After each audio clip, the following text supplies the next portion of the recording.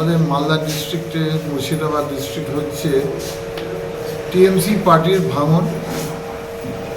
আমরা যারা কংগ্রেস করি আমরা জানতাম একদিন না একদিন এটা হবে, কারণ টিএমসি পার্টি, আমি দোষ দিচ্ছি না, আমি বলছি না কি একটা পার্টির সবাই খারাপ না সবাই ভালো। একটা পার্টির মধ্যে ভালো লোকও থাকে, দুষ্কৃতি টাইপের লোকও থাকে, যারা 2 নম্বরই করে তারাও থাকে।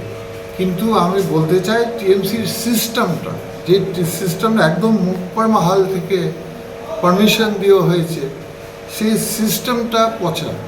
যে চাপ আসছে আমাদের পার্টির উপরে যোগদান করার জন্য টিএমসি থেকে, আমি কি বলবো আপনাদের, মানে কন্ট্রোল করতে পারছি না। তার জন্য আমি কিছুদিন আগে আমাদের পার্টির জন্য একটা নিয়ম ছেড়েছে।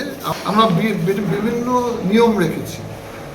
দেখুন, সবাই জানে যে আজকাল গ্রাম পঞ্চায়েত প্রধানদের বা গ্রাম পঞ্চায়েত বডিগুলো প্রচণ্ড পাওয়ার হয়, প্রচণ্ড ফাইন্যান্সিয়াল পাওয়ার হয়। আমি কিছু গাইডলাইন রিলিজ করেছি আমার পার্টির জন্য, যে যারা আসতে চাইছে তৃণমূল থেকে আমাদের, আমি মূল কথা বলতে চাই, যারা ভালো ভালো মানুষের জন্য, আমি আগে বলেছি আবার আজকে বলছি, ভালো মানুষের জন্য আমাদের কংগ্রেস পার্টির দরজা খোলা আছে। সবসময় দরজা খোলা ছিল, দরজা খোলা থাকবে।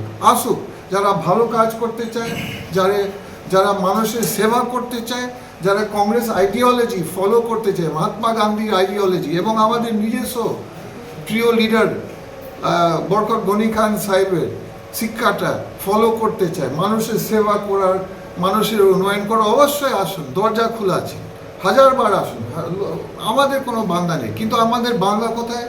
যারা আসতে চাইছে চুরি করতে, যারা আসতে চাইছে দুর্নীতি করতে, সেভাবে লোক আমরা নিতে চাই না। সেভাবে লোক আমি খুব কড়া লিখেছি আমার পার্টিকে, যে আপনারা কনসাল্ট করেন ডিস্ট্রিক্ট লেভেল, ব্লক লেভেল এবং আমাদের অঞ্চল লেভেল, সব আমাদের 3 লেভেলসে রাজনীতি লেভেলের সঙ্গে আলোচনা করে তারপরে নেবেন।